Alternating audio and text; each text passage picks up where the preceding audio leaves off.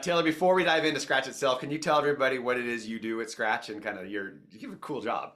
Yeah, absolutely. So I am a registered dietitian. My title is performance dietitian at Skratch Labs. And so I kind of little jack of all trades, but primarily we help support athletes. I'm part of our athlete care department and really making sure that our athletes are well informed, well educated, also doing things like this, like presenting to others that speak about the product, making sure that they feel educated. I help with product development. I'll go to events and help support athletes kind of on the ground. So never 2 days are the same here, which is really exciting. And I think it just really is great to work for a company that you feel so strongly in and has such a great foundation of hospitality to really just make sure that people are taken care of. Yeah, well, tell us a little bit more about Skratch itself, right? Like just an executive overview. Who are they? Where did they begin? And sort of what's been the process to get you where you are today? Yeah, so Skratch was founded by two cycling pros, an exercise physiologist and an ex-pro cyclist. And exercise physiologist was working with world tour cyclists over in Europe and was really seeing these athletes struggle with some of the products that were available at the time. So he set out to really create a product that he felt confident in giving his athletes, and also that the athletes really enjoyed, and something that was actually just really simple. And you'll notice that all of Skratch products really kind of go back to the basics, and kind of having that made from scratch truly is kind of within the name of all of our products. So we really kind of focus on things that are don't have any of the artificial sweeteners or preservatives, made with real fruit, and really really simple at its core. And so that's kind of where it started. And it you kind of have that little bit of kind of homegrown stuff too, or home base, where they were making the Skratch hydration mix that's well known across the country and expanding worldwide, that was being made in McGuckin. For those that maybe know the Colorado hardware store, McGuckin's paint buckets was the original mixing They of were all of clean our though, right? Yeah. yeah, no paint though, but they found that they were able to, if they had a paint bucket, then they were able to mix the ingredients in there. And now we're able to expand, obviously, with our manufacturing abilities, which has been really cool. But it is also nice to be like, yeah, this was something that truly was kind of mom's garage company, and now has expanded and has helped so many athletes perform better. Yeah, so what if we're going to recommend something to a customer, right? And there's a lot of nutrition products and hydration products on the wall. Can you give us two or three bullets of like why what would differentiate Skratch? Yeah, From maybe, definitely. yeah. I mean, Skratch has, especially in the last year, we've really expanded our product offerings to really be customizable and individual for all different types of athletes. And we really define an athlete as somebody who is intentionally sweating, and so really able to help those different types of people, depending on what their preferences are. So we have electrolytes, we have fuel, we have recovery mixes, and depending on what kind of activities that athlete is doing, we have something for them. And or our products can all be like intermixed and combined to be able to support whatever activity is going on. That's great, right? So products designed specifically for, I like that we said intentionally sweating, right? That's kind Yeah. of a cool way to think about that. For me, a big differentiator for Scratch is something that I can feel really confident going to is there's no artificial sweeteners, right? I am just not an artificial sweetener kind of guy. And knowing that if I grab a Scratch product, it is not going to have that in there. And for me, it's honestly just because of taste thing. But that really is a big one, and maybe something that could be pointed out to customers, and something that I've experienced and really appreciate about Scratch. Um, well, Tara, let's jump into hydration because I think this is the one that all customers can appreciate, right? That intentionally sweating customer can be somebody with their kids. It can be somebody who's going for an ultra, right? We all could benefit from some level of hydration. So I think these are the products that I would begin with and are the most accessible to customers. So tell us a little bit about hydration and why we need to add hydration salts or whatever it is into the waters that we drink when we're out. Yeah, absolutely. So you'll notice throughout the presentation that we're going to be diving in. Of course, we have our Skratch side of things, like the products that we make, but we also have the labs and the science and the brain side of things of why we actually created it, because you'll notice that there's real intention behind every single product that we've created. And so at its core, when we sweat, we are losing, of course, water, but we're also losing electrolytes. And there's a couple of different electrolytes in our sweat. We have potassium, magnesium, calcium, but the big player is sodium. And that's the one that has the most immediate impact when it's lost in high amounts and not replaced adequately. And we can lose up to anywhere from 1 to 3 liters of sweat an hour, depending on the conditions that we're in. And everyone on this call here has slightly different concentrations of sodium in their sweat. Everybody is different. And so that's why it's really important to be able to have an ability to customize. but the average sits right around 800 milligrams of sodium for every liter of sweat loss. And again, we can lose anywhere from like 1 to 3. And so in an hour, you can lose up to 2,400 milligrams of sodium. And if you're not adequately replacing that, you're going to be continuing to lose that water weight when you are sweating. And then we're going to see performance effects as a result of that. And so when Skratch made its product, we wanted to meet that average. So you'll notice that every single one of Skratch Hydration's products per serving are going to have 400 milligrams of sodium in that. And then that's in the form of sodium citrate instead of what we might be familiar with as table salt or sodium chloride. And that was a really intentional ingredient because sodium citrate is going to be much more milder on the stomach and allow you to take more to be able to tolerate and to be able to adequately replace the sodium that you're losing when you sweat. So maybe that's a big difference of like, well, I'm just going to eat a salty lunch and just drink regular water all day, right? That's a difference of the type of salt that we might get. Yeah, what's the benefit really of adding into the salt to the drink that we're drinking? Yeah, adding in the sodium, I kind of like to think of it as like the glue. It's going to be able to retain that water that we need because water has a ton of different roles. It helps hydrate our muscles, it helps move the nutrients around. So when we're also taking maybe those chews or that bar or that gel, we're also going to need to have that water to help rehydrate and make sure that all of that nutrition is being utilized appropriately and going to all of the right places. And then we have a question here, and this is very relevant. Any downsides to added sodium, right? Like you might have customers who are like, I have high blood pressure. I don't know if I want to add sodium into the drinks that what do you say about that?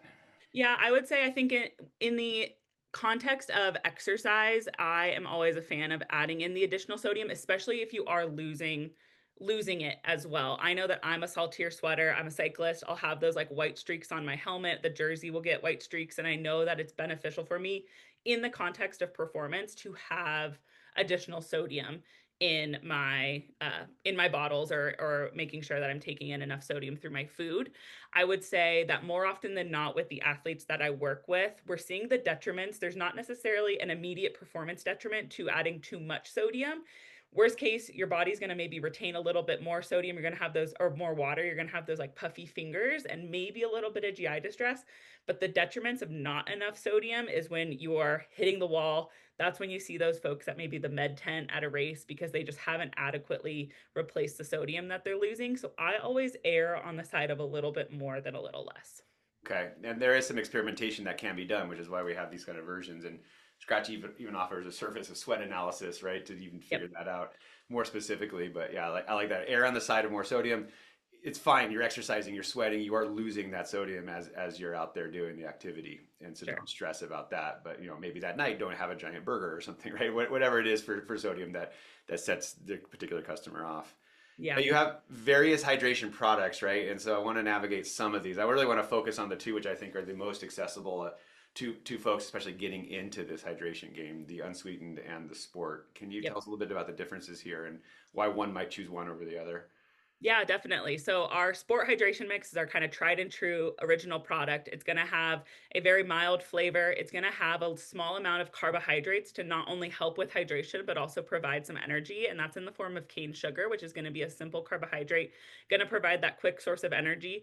Also, both the carbohydrate and the salt actually act together as buddies to open up a channel in our cells and allow us to be hydrated quicker. I kind of think of like a lock and key model where you have the sodium, you have the carbohydrate, and it opens up a gate that allows more water to be absorbed into our cells. So really intentional there with the amount. We're not overloading with the sugar. It is in a very mild concentration. That's a great way to make sure that you're hydrated, but also providing a little bit of energy. And then we have our unsweetened because we know there's situations where maybe you want to keep your sport drink mix or your drink mix, your electrolytes, and your food separate. Maybe you have having other kind of more sweet things going on and don't necessarily need the sugar in your hydration drink. And additionally, you can combine the two together. That's something that I've been doing a lot. We're combining the two to making sure that I'm getting adequate sodium. I know that I am a saltier sweater. And so in my bottles, I will typically do 1 scoop of sport and 1 scoop of unsweetened to up the flavor a little bit, but also make sure I'm getting enough sodium. So lots of different ways to use both of them. I also like to use the unsweetened if I'm just like hydrating around. I tend to travel a lot. And so being on those dehydrating planes, great way to add a little bit of flavor. And it's all really mild too. So it's nothing overwhelming to the taste buds and allows you to kind of really take in exactly what you need. And again, I just want to stress that the unsweetened is unsweetened. It does not have artificial sweeteners in it, right? Which is Yes. really kind of unique, I think, in the industry. There Right. are very few out there that are truly unsweetened. And Right. Yeah, I think sometimes you'll find other companies maybe adding additional sweeteners or things to really like mask the flavors, and all the ingredients that we use really provide a really nice, favorable palette. And so it doesn't necessarily anything that we don't need, we're not going to add. well, let's bump into fuel next because I think those two products will really cover a lot of people, and you have great flavors, and you also have limited edition flavors, and all these kind of fun things. And there's those pieces, and that will help align. We can align that with customers. But for those who are looking for another step up in performance, right now we're going to start talking about fuel. Right, this is beyond the sandwich you might bring on your hike. Right, this is for folks who are truly endurance athletes and need to have that fuel trickled in all day long. So what's Skratch's approach to fuel? Like how let's begin at the beginning here, right? And educate us a little bit on the different types of energy that our body can process, and then let's see how Skratch deals with that. Yeah, definitely. So when we think of the fuel, we kind of look at our three macronutrients. These are amounts that we need in large numbers to kind of get us through the day. They help have a couple of different functions, but in the sports endurance world, carbs are king. Carbs are our body's primary fuel source. Carbs are so important that we actually take any excess carbs that we take in and actually store them in our muscles and our liver as a compound called glycogen. So that in times of need, when we're maybe not taking in carbohydrate, whether that be when we are exercising or even when we're sleeping, we're going to be pulling those stores to keep our blood sugar stable. So that's kind of the intention of carbohydrates, really have a high priority on that. But we also know that protein is something that's really important as well. It has a recovery function, has a muscle growth and repair function. However, it's not necessarily used as a source of protein or a source of energy, excuse me, in terms of exercise. It's not going to be providing that energy source for us, but it's more so used in kind of that satiety, hunger prevention, and then, of course, that recovery and repair side of things. And then we have our fats. Our fats are our body's second preferred energy source, maybe at lower intensity exercise, but also really important for hormone production, support in our cells. And then it also does have that kind of hunger prevention, satiety side of things, similarly to protein. Right. So we got our carbs that we can process right now, the protein, which is that really long lasting, like you said, like I love that, like later on, and then the fats are that sort of backup energy source. And just sort of looking at some of these bullets, really kind of focusing in on uh, not all fats are created equal, and we know that, right? And so, like, I would love to dive into that, but let's move on. So, you have different fueling options for folks, right? And so, give us a little executive overview of these three, and maybe some of the differences why one would choose to choose versus this high carb drink mix versus energy bar. Are they all the same, just in different formats? Like, what's going on here?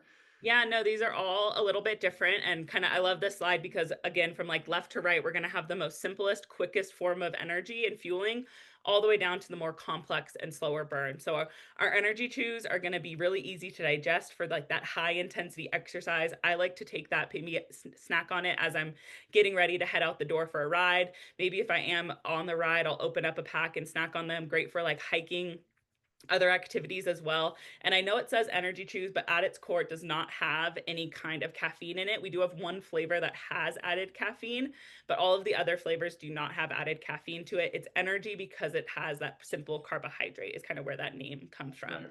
Okay. And then as we move from left to right, our high carb drink mix also is primarily carbohydrate. So it's going to be that energy fuel source, but it's going to be in a more complex structure. So some of the ingredients, we actually make use of a compound called cluster dextrin. And that cluster dextrin is going to be a much more complex carbohydrate. I like to think of simple sugars. I'm going to use like a Lego analogy. I like to think of simple sugars as two Lego pieces stuck together. Our body wants to use those single Lego pieces for energy. In this cluster dextrin ingredient that we use in our high carb, we're going to have probably 60 to 70 Lego pieces, but instead of being stuck together in maybe a line structure, they're actually going to be formed more into this like spherical ball structure. And so if you think of digestion as like dropping this structure of Legos on the ground, you're going to have a few people or a few pieces pop off, but a majority of the structure is going to stay intact until you're ready to drop again. So it's going to provide a slow drip of carbohydrate energy throughout the time period to be able to use. This is something that we use a lot with our maybe athletes that are doing longer distances. So maybe anywhere from like 60 to 100-mile trail runs, 100+ mile bike rides. A lot of triathletes are really enjoying this for their Ironman. And I'm actually seeing more and more like sports or team sports like hockey and soccer using this during their activities just to make sure that they're provided with not necessarily that huge spike in blood sugar and that huge dip, but it really provides more of like a level, slow drip energy source, which is really great.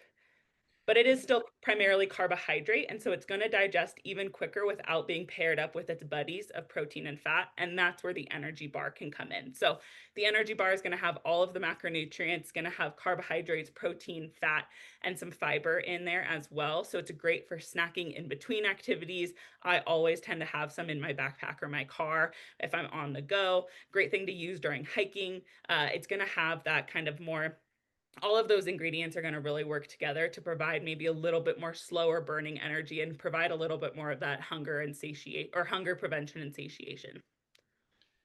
Right, and I think that's actually really interesting. These energy bars, right?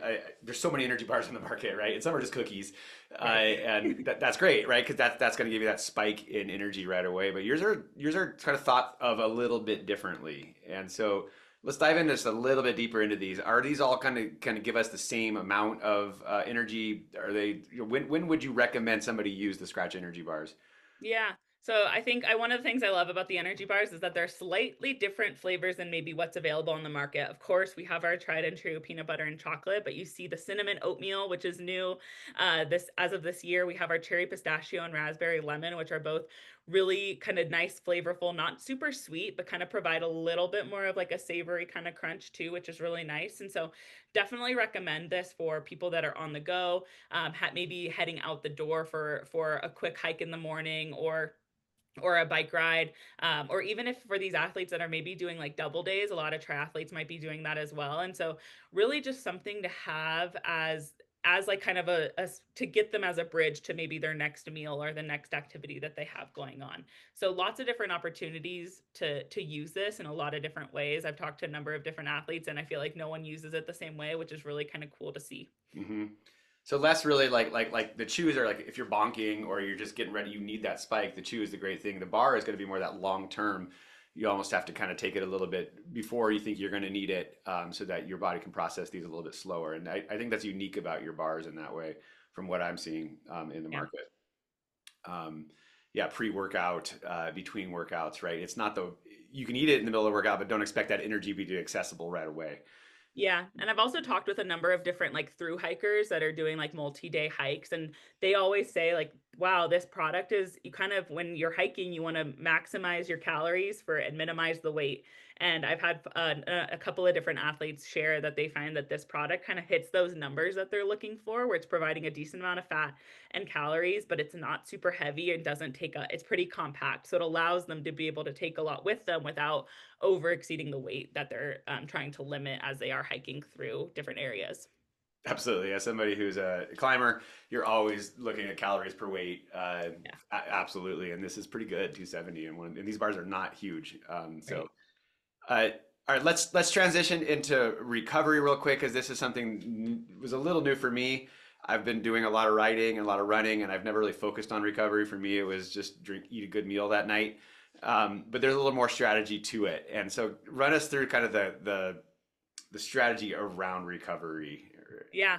I always say, kind of like this slide says, there's the 4 R's of recovery that I focus on with athletes. We want to refuel, rebuild, rehydrate, and then I'll talk about rest. So, refueling, we want to replenish those glycogen stores. No matter how much food we ate during our activity, we are most likely also still pulling from those glycogen stores to kind of keep our blood sugar stable because more often than not, a lot of the energy that we were taking in is probably being used by our muscles for immediate energy. And so there's also that kind of compound of needing to keep our blood sugar stable. So we need to replenish those stores by taking in some carbohydrates. We need to rebuild the muscles that we just broke down during exercise. So we need to rebuild that with some protein. And we need to rehydrate. We need to make sure we're taking in adequate water. Again, even though we probably were on top of our hydration, we definitely drank all of the water that was in our bottle. We probably do still need to replace some hydration with some electrolytes as well. And so when we're looking at all of those, there's definitely some ways to do that. But we're also kind of looking at the ratio is also important. And I think a lot of folks may be surprised to hear that for endurance athletes or athletes that are doing longer events, we want to actually have more carbohydrate than protein in the ratio because the carbohydrate is so important to restore those glycogen stores. We're kind of looking at a 4-to-1 ratio. So that's for every 4 grams of carbohydrate, we want to have 1 gram of protein. So that can look like about 40 grams of carbohydrate and 10 grams of protein, and then a little bit of water and electrolytes in there as well. And that's actually why something like chocolate milk is so great for and is commonly used as a recovery product. And that's because of the chocolate side of things rather than just regular milk. It's going to increase the carbohydrates a little bit and make it more in line with that kind of golden ratio that we're looking for. I think that's fascinating, right? I didn't really quite understand that, right? And I kind of thought, well, I'm done exercising. I'm just gonna like chill out. I'm gonna enjoy the high I'm having right now from post exercise, right? But actually, you're like, get some sugar in, get some carbohydrate in, and then balance that out with protein within an hour or so. And that was a strategy I just used on this 6 day mountain bike trip I was on, right? Long, long days, and like I didn't really want anything sweet after I was done, but I would drink something kind of sweet at the end to kind of replenish right away, and then quickly get some protein in. And I was able to do this day after day after day, and so I think that strategy did really help. Yeah, that's definitely something that we kind of prioritize with athletes that are doing multiple day events or maybe have like back to back days that are really close together. Really prioritizing that recovery within about 30 minutes after that Mhm. activity is going to just optimize the restoration of our glycogen stores and that rebuilding of our muscles to allow us to do the things that we want to do the next day.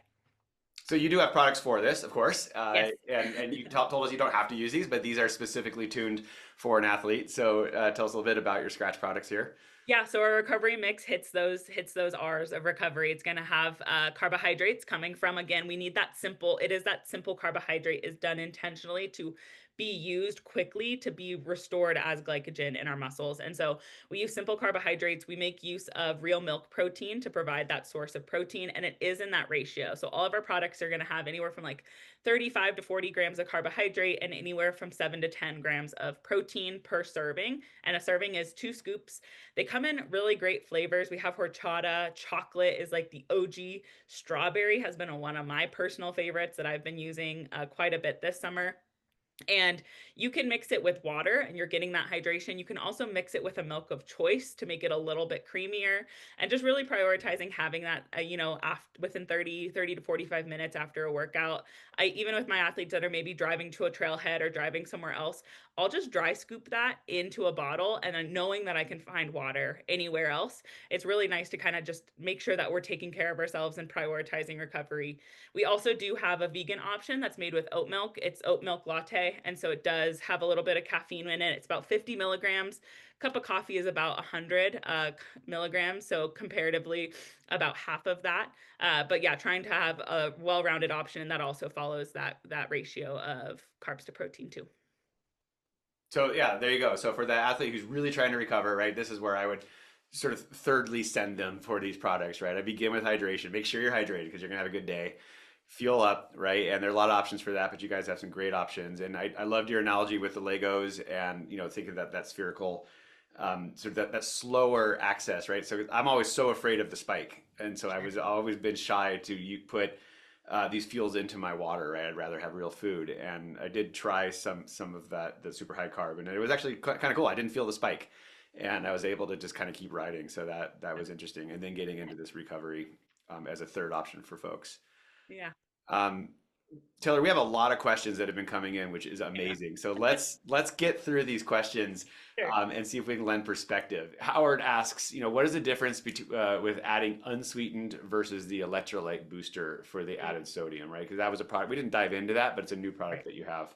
Yeah, definitely. So our electrolyte booster is actually brand new. It was launched about a month ago, and really the intention there is that it doesn't have any flavor. So if you kind of think of all three of our products, you have our sport drink, unsweetened sport, and then booster. They're kind of deconstructed versions all the way down just to the core salt that we need. And so it's still going to have the sodium, a couple of smaller electrolytes in there. It's going to have the same electrolyte profile as both the unsweetened and the sport because they're the same all across.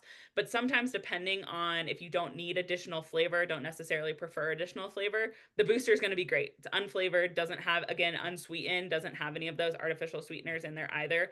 I've really enjoyed using it because I actually think without adding additional flavor, it actually enhances the flavor of the sport drink mix. So, like my favorite sport drink mix, the strawberry lemonade.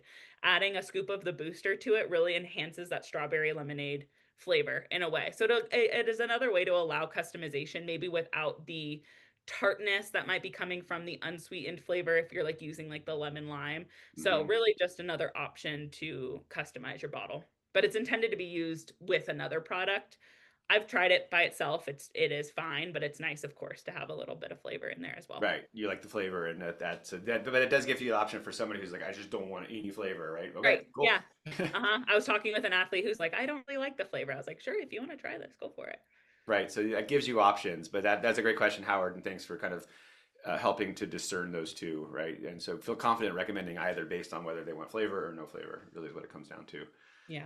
Um, and then just to confirm, right, there's no artificial food dyes in any of these products. Correct. Yeah. All of our products are going to mix clear. And I actually had an experience with a dietitian. There's a hospital system that really likes Skratch because, they'll use like the Gatorade Powerade. And I had a situation with a clinical dietitian who had received, I think, fruit punch from us instead of like the lemon lime.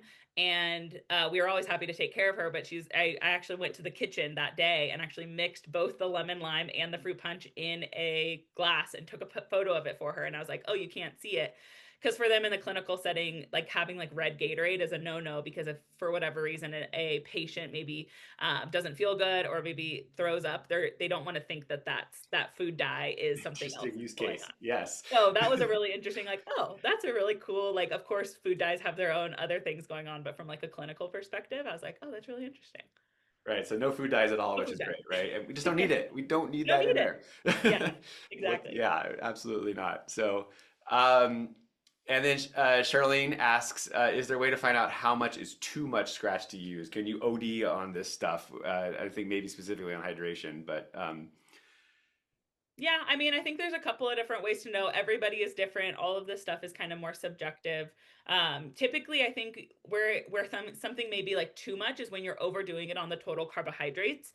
Typically, as a dietitian, we tend to recommend anywhere from like 30 to 90 grams of carbohydrates per hour, and then you kind of start mixing the sources that's coming from. Because if you did 90 grams of carbohydrates coming from simple sugars, your body's not going to generally tolerate that. You're definitely going to have that blood sugar spike and the drop, and then your body's going to try and pull all of the water towards your stomach to help kind of dilute all of that kind of higher concentration. So hmm, that's where mixed carbohydrate sources come into play. And so there definitely is a way, just like there's a way to have too much water. You can definitely have too much water and have a bad time. So, kind of playing around with it. Skratch is typically intended with like one scoop of any of our products to be mixed within 16 to 24 ounces of water. And then, of course, adding additional sodium to kind of to make sure that you're meeting your sodium needs. okay. Yeah, and for those who really want to dive in, come on out to Boulder, do a sweat analysis test, and you can really find out specifically what you need. It's Yeah, kind of cool that you right. offer that. Well, thanks, Taylor, Yeah. and thanks to everybody. Take care, everybody. Have a great day out there, whatever it is you're doing.